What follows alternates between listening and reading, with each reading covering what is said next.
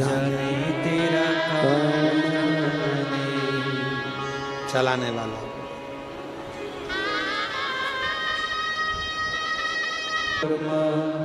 तस्मै श्री गुरु ब्रह्मा गुरु विष्णु गुरु शिव।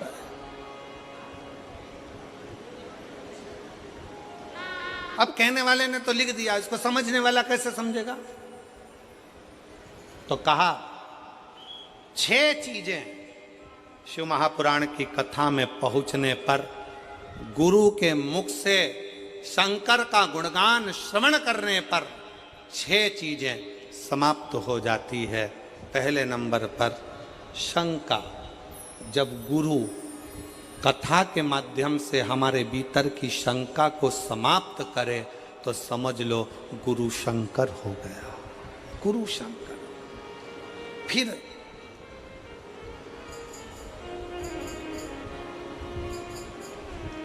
गुरु शिव महापुराण की कथा के माध्यम से आपके भीतर के मोह को भंग करे तो समझ लो कोई गुरु मोहन हो गया।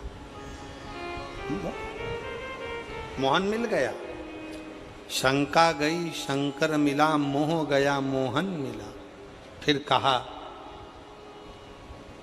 गुरु अपनी वाणी से शिव महापुराण के माध्यम से हमारे भीतर के विश्व को, हमारे भीतर के उस कटुता को, हमारे भीतर के विश्व को, क्रोध को समाप्त कर दे तो समझ लो कि विष्णु मिल गया।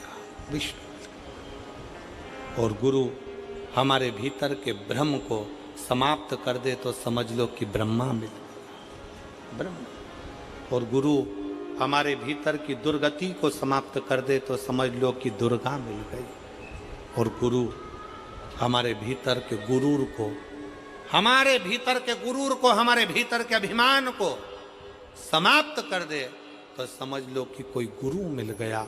इसलिए शिव महापुराण की कथा में इन 6 चीजों को वर्णन करते हुए कहा, शिव महापुराण की कथा में बैठने पर आपके भीतर की शंका, आपके भीतर का मोह, आपके भीतर का विष, आपके भीतर का भ्रम, आपके भीतर की दुर्गति, आपके भीतर का गुरूर अहंकार समाप्त हो रहा है तो समझ लेना कि आपके भीतर शिव का निवास होते चले जा रहा है और शंकर आपके हृदय में विराजमान होते चले जा रहे हैं। शिव बैठना।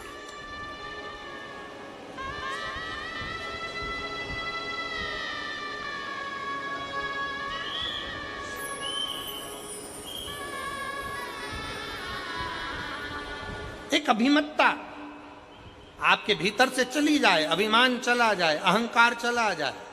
आज कितनी खुशी की बात है, यहाँ पर जितनी मेरी जीजियाँ बैठी हैं, मैं सोफे वालों की तो बात नहीं कर रहा हूँ, मैं तो यहाँ जो ज़मीन पर जो लोग बैठे हैं मैं इनकी बात कर रहा हूँ।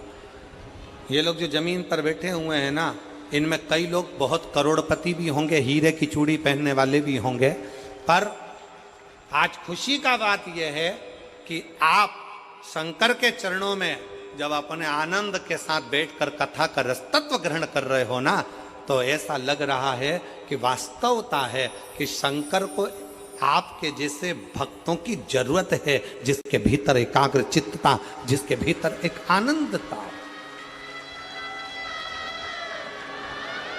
एक चित्तता, एक आनंदता आपके भीतर हो, एक आनंदता।